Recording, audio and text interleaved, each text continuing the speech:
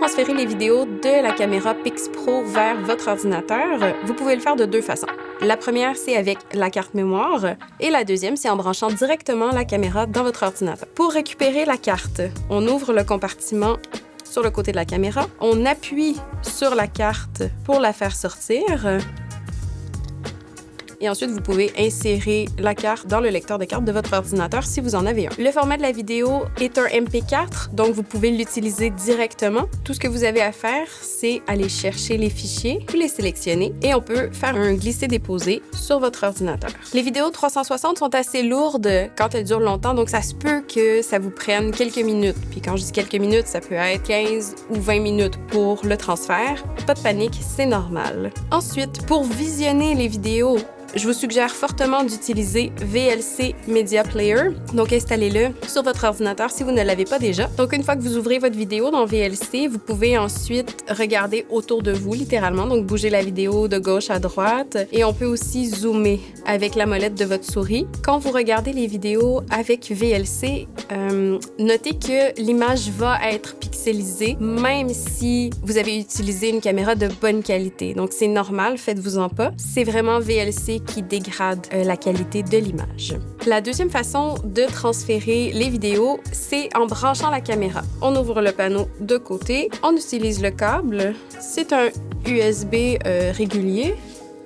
Et ensuite, ce qui est important, c'est d'allumer la caméra pour qu'elle soit détectée par l'ordinateur. On sélectionne nos vidéos et on les glisse sur notre ordinateur. On peut ensuite les effacer de notre carte mémoire en supprimant. Pour débrancher la caméra, on fait comme avec une clé USB. On éjecte et c'est tout.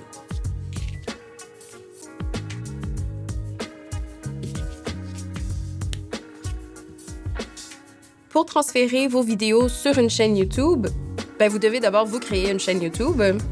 Une fois que c'est fait, vous allez ici sur « Créer », mettre en ligne une vidéo. Vous pouvez glisser-déposer votre vidéo. On lui donne un titre. Vous pouvez ajouter une description si vous voulez. Elle n'est pas conçue pour les enfants. On fait suivant. On fait encore suivant parce qu'on n'a pas besoin d'ajouter autre chose pour le moment. Et c'est là que vous allez choisir le type de visibilité pour votre vidéo. Nous, on choisit non répertorié, ce qui fait que les seules personnes qui vont avoir accès à la vidéo sont celles auxquelles vous allez donner le lien. Et finalement, on fait enregistrer. Dans ce cas-ci, c'est un extrait qui est extrêmement court que j'ai utilisé, mais dans votre cas, ça risque d'être beaucoup plus long avant que la mise en ligne soit complétée. Donc, c'est normal, ça prend du temps. On fait fermer. Ensuite, il y a un temps de traitement. Dans ce cas-ci, comme la vidéo est très courte, il n'y en a pas eu, mais c'est normal, encore une fois, vous allez en avoir un.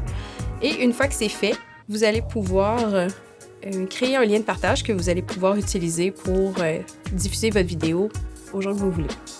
Une fois que votre vidéo est en ligne, vous pouvez aller la modifier dans YouTube Studio. Donc, pour se rendre là, vous cliquez sur votre icône en haut à droite. Vous descendez jusqu'à YouTube Studio. Ensuite, vous descendez jusqu'à Contenu dans la colonne de gauche. Donc, une fois que vous avez la liste de vos vidéos, vous sélectionnez celle que vous voulez modifier. Sur le côté ici, vous cliquez sur Montage.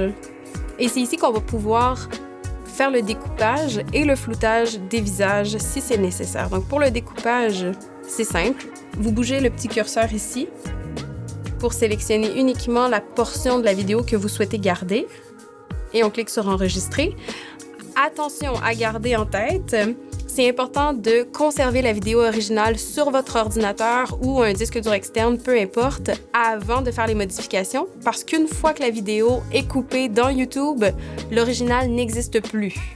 Et pour flouter, on clique sur Floutage.